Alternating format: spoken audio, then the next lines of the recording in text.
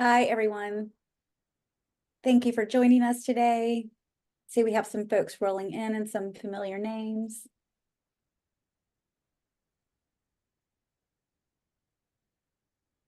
While you guys are coming in, we're going to be waiting a couple more minutes before we get started. If you wanted to give us a chat about your experience with the eclipse yesterday, I would love to hear about it. I was in Atlanta and it was very undramatic. Let's put it that way. Hopefully you had a cooler experience than I did.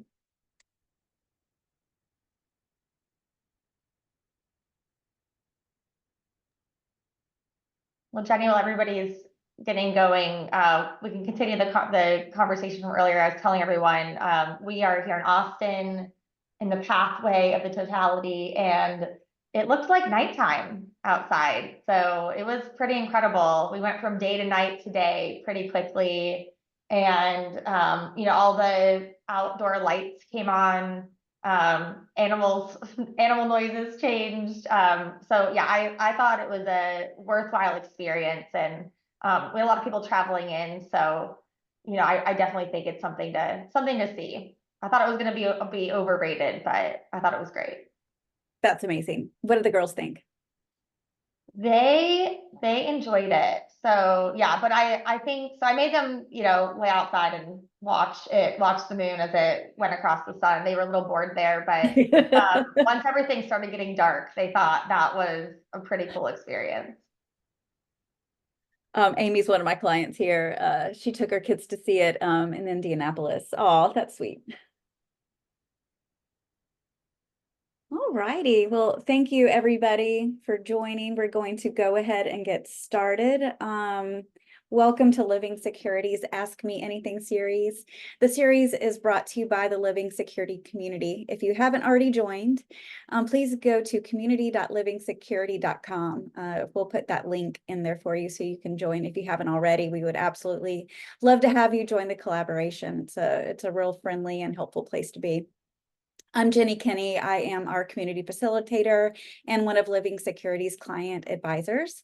I've been with Living Security for about 3 years, and I am just excited about how we're helping clients mature their programs from the old check the box compliance training to truly making organizations more measurably secure. So that is what we're going to continue the conversation about today.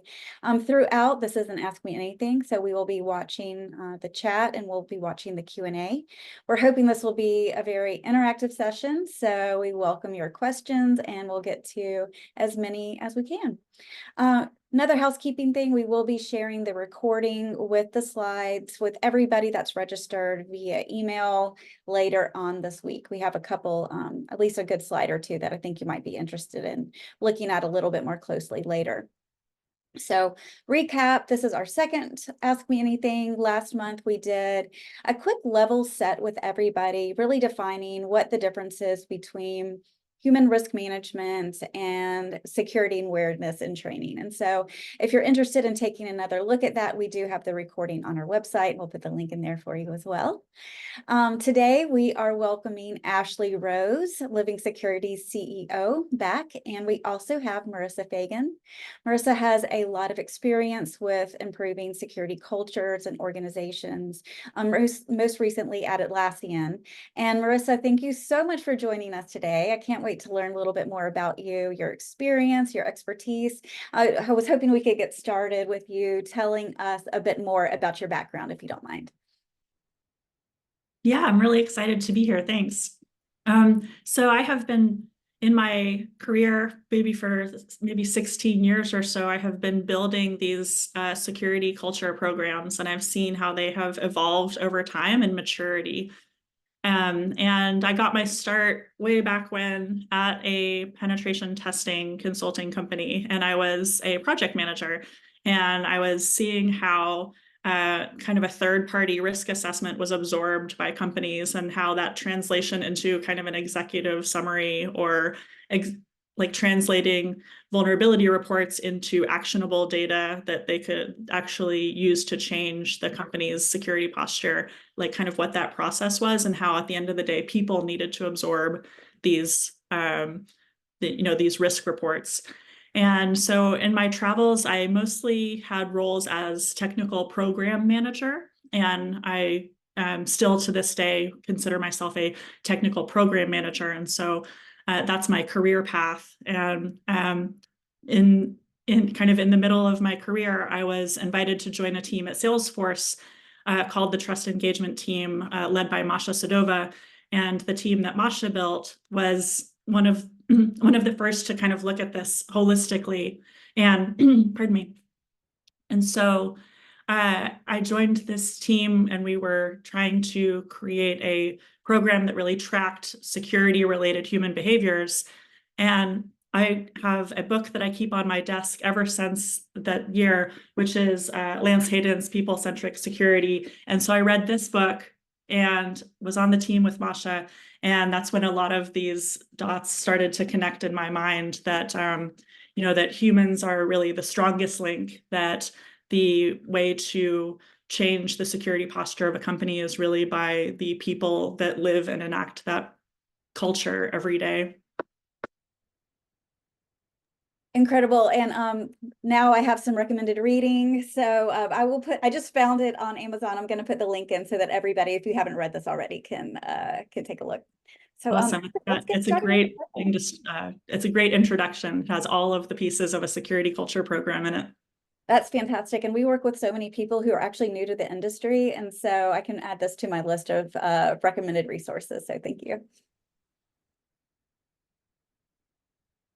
So quick side note, Jenny, and this is dating back to probably a similar time period, Marisa, when you got started over at Salesforce, but when Living Security founded in 2017, the first individual that we pulled in as an advisor to the company was Lance Hayden. So it's a very small world, but he has his fingerprints on a lot of the early designs of Living Security's program, a lot of the defined metrics, which we'll dive into today. I mean, actually, he's featured in some of our early content as well. So we, think of him as a close friend, advisor, and definitely an influencer to the program that we've built here at Living Security.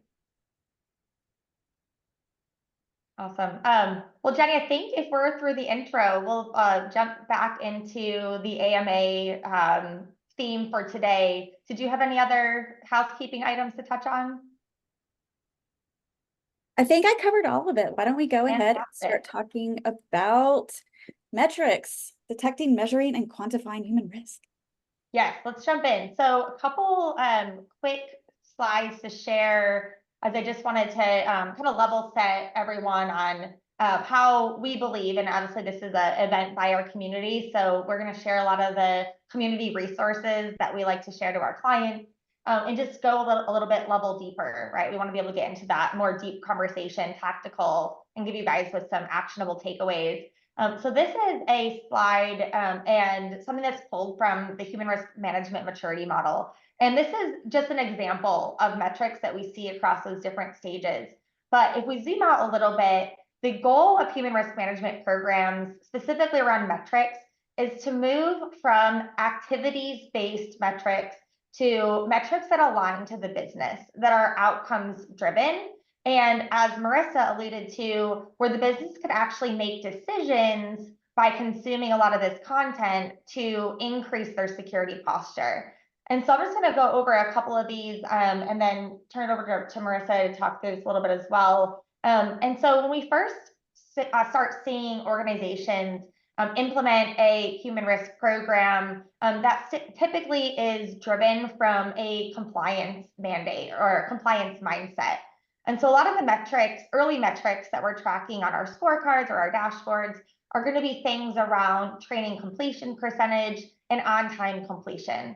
And this is really the start. Maybe we're sharing these metrics up the chain to our CISO or to our audit committee. From there, organizations move to more of a managed state in terms of the maturity model. And we start looking for indications that the program is doing more outside of just meeting compliance requirements, but we're seeing engagement with the program start to increase. So things like the number of people that are attending optional cybersecurity training events. That could be October Cybersecurity Awareness Month, or maybe a webinar series that you're hosting. If you're back in the office, maybe you're doing some sort of large security fair, and so you're tracking people coming to the booth and learning more. Or stars or like ratings on content, right? We want to start collecting like qualitative things of feedback by our users. And then as we continue to move right, this is where we start seeing some of the first integrations of what I would think about as more behavioral driven metrics. And typically this would start by organizations looking at phishing. So if you purchase a phishing simulation tool, a lot of the first metrics that we're reporting on behavior are things around our click rates, our report rates, or dwell time. And so those are some of the defined metrics. Where we really see the shift and the leap from what I would say would be more closely related to traditional security awareness and training programs and phishing programs over to a human risk management program is really jumping into this optimized state.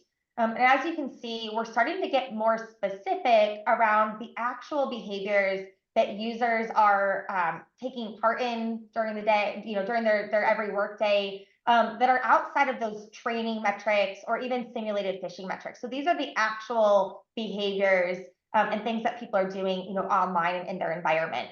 Some examples there, and this is not a comprehensive list, but people with compromised credentials or blocked attempted data transfer, or maybe number of times they're visiting or being blocked from malicious websites. Right? These are coming from our disparate security tools and things that we already have in place. And then as we move into innovating, this is really, this is kind of that North Star, right? How can we start aligning our metrics as a human risk program to the metrics that the business cares about? And these are going to be things like revenue metrics, expense metrics, efficiency metrics, looking at a lot of our resources. So that could be, how much time or money is spent on incident remediation.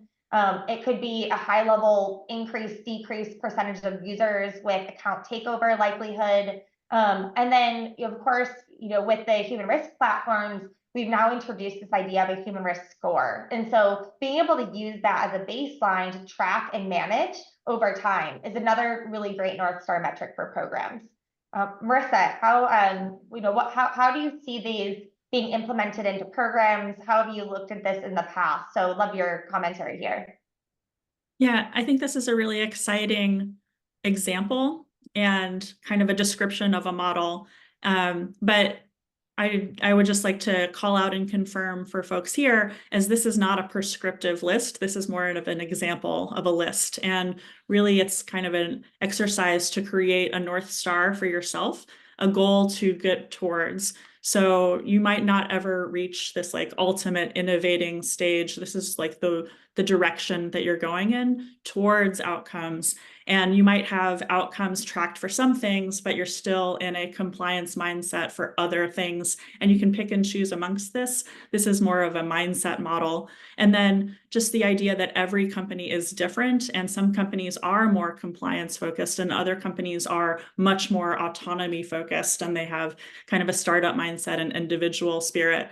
And so they don't care as much about compliance because they're not in that stage of maturity. So can you pick and choose pieces here and create your own maturity plan for how you want to grow, and then making sure that you're keeping those initial phases and not regressing on any of your foundational security practices while you're growing into this outcome-focused, innovating, mature team.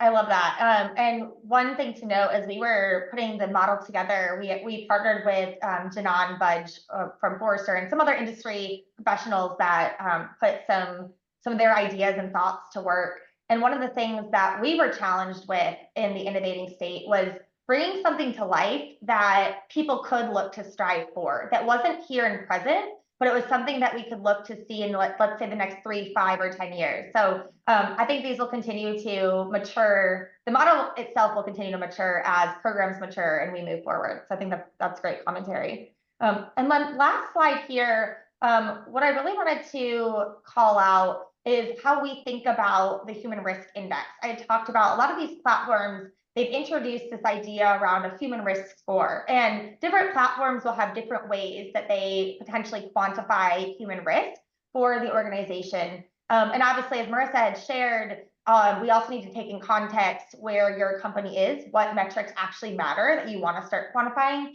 But if you think about this well-rounded or holistic risk score, the way that Living Security prescribes is we really think about 3 factors as influencing the score. The first factor, behavior. These are the things that your users are doing in their environment, right? These are going to probably be the first things that you do look to measure and to quantify as part of a maturing program. Things like visiting malicious websites, downloading files and getting malware on your device, setting strong or not strong passwords, things like that. And then there are 2 additional factors that we believe are really important to getting to a quantified state around human risk, and those are threat and identity. So threats are things that happen sort of outside of your control. An example could be a user's getting an increased amount of malicious emails that are hitting their inbox. Now, that's not something that they did necessarily to get coming in their direction, but it does increase the likelihood that that individual falls victim to a phishing attack.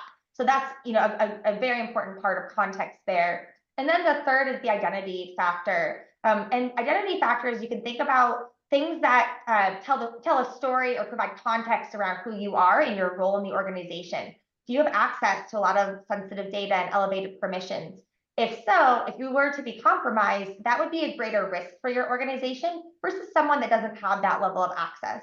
And so this is our idea of a human risk quantification model. It's different than maybe some others that you may see that are around more behavior management, and where they're just looking at like one factor, the behavior factor. And so that's, this is our viewpoint on things. But Marisa, I'll turn it over to you on this, and then I'm going to stop sharing screen and we'll jump into some questions. Yeah, again, here I'm excited to see how this is kind of a holistic program. Behaviors is the bread and butter that a lot of folks on this call are familiar with, but we really need to have partnerships with other teams and shared goals. And so the human risk goal, or that metric that we're trying to move the needle on, isn't just my team's goal. It's the goal of the entire security program. It's the goal of the company. And can you elevate your goals so that they include behavior as well as the threats and identity? Identity is such a huge part of the total picture, but maybe identity lives in IT or another corporate program as the role-based access control or credential management is like a completely separate team. And so maybe it doesn't always get the security treatment. But when you have a holistic program like this, you can incorporate more teams maybe outside of your department. And really that just bolsters the success and the longevity of your human risk program. Great, Jenny. So I'll turn it over to you and get us started with some Q&A. Absolutely. And yes, if you guys have questions, please take advantage of the time that we have with these experts. Put your questions in here. I know metrics is a hot topic with a lot of you. Marisa, I was wondering, we touched on this a bit, but I know a lot of our community is trying to mature their program. Most of us are measuring phishing clicks. It's the first thing that we think of when we think about metrics. If we had to give them some advice, let's say, to identify the next metrics to go after generally, like how would you set about defining that set of metrics? Yeah, I think that phishing is a big one, and then training is also one that maybe gets its legs from the compliance world, and that's one of those check the box things that we often start with and can kind of drive the creation of the team. But especially in the early days of a program, I would encourage this start with the end in mind mentality of taking a step back and really thinking about what kind of framework you want to work towards. So you have your maturity model, and that's one important part of your story. But also there are several different frameworks that can lead to inspiration for how you should pick what are the prioritized list of metrics and what are the behaviors that you want to improve, what are the threats that you want to respond to. And so, not to shout out too many here, but there's a really lovely framework in the people-centric security book called FORCE, FORCE. And the acronym starts with failures, and it talks about how to think of what's kind of the threat model of your area of focus. And so really, when I think about what are the next things that you should focus on, I think that maybe I don't have that answer and I need to go to my partners and do a tour, a kind of a tour with all of our different stakeholders and find out what matters to them. So really interviewing your corporate security team and finding out what their pain points are, that's where your real data lives. Are passwords really like a big part of the violations of your security policy? Or are you part of a company where passwords are kind of in the background and not so important because you have high password manager adoption and also you have a security policy, a password policy that is lenient, and maybe there's a very strong zero trust architecture, these sorts of things. So it's hard for me to say what a prescribed list of metrics should be, but rather I can talk about what the process is for creating your list of next metrics. And I think finding a framework for inspiration, but also talking to your stakeholders. And that's where you come up with what the top 10 list is for your company. And then I will just say that no good program will succeed without buy-in from leadership. And so try to talk to your CTO and find out what keeps them up at night. What are the things, like if it's, we don't want to be a headline in the news, there's a kind of particular sort of thing that gets in the news very often, and it's very strongly correlated to credential management. The phishing and credentials are often a first vector for attacks. And they seem to be really, I think because they're kind of accessible and the media and the public understand what phishing is, I think they're often very popular things for the news to kind of dig into. Oh, they should have had better protections against phishing. And so that's what keeps your CTO up at night. That's what you want to make a big splashy kind of visibility into for your program. And then metrics, keep communication about those metrics as a part of your operations. Make sure that if your CTO spends the time to tell you what's important to him, that you are giving those metrics back to him and him or her, and letting them know how your progress is going in those areas. No, that's so smart. And I feel like lately with people working remotely so much more, you don't get those natural interactions as much as we used to. So we should probably encourage our attendees to set some meetings with these folks if they haven't talked to them in a while, to really get their input on that. Do you have any other advice in that area? I can jump in here. So yeah, a lot of this really resonates with a lot of the learnings that Living Security has had as we've partnered with so many organizations to take the first step in human risk management. So I'll share, so initially with our early adopters of the human risk management platform, there was a lot of excitement and a lot of desire to integrate as many different types of tools as we possibly could get our hands on, so we could light up as many insights as possible and get all the data and all the metrics. And I think that can work for some. If your goal and your objective is to just kind of see what you haven't seen before, right? The visibility aspect was the #1 driver for some of these clients, and that was really helpful.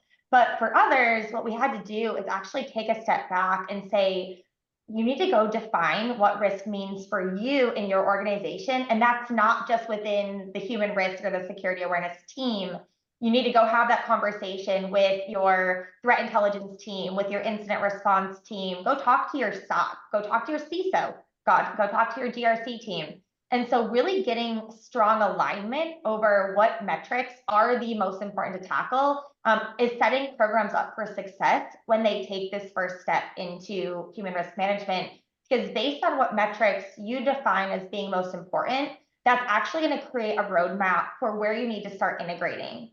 And that brings me to the next piece of that, which is you probably don't own the tools. You probably aren't the tool owner of your identity management tool, right? You may or may not be the tool owner for your email or phishing tool. So all of these tools, they have people that work in them day in and day out. And in order to create the least amount of friction, getting access through integrations, they need to know what's in it for them. And that all starts with that initial business alignment on risk. And what are you going to be able to produce for them in terms of reporting and metrics to make their job easier or to give them more valuable information?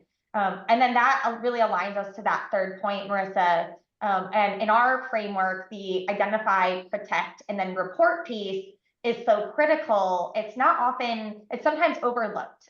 And creating this feedback loop back into the business is ultimately what's going to drive cultural change for organizations, create that foundation of trust, and help you to get that business leadership buy-in to mature the program. So, identifying which stakeholder wants to get what type of information, right? What type of reports do they need to see? What metrics are important?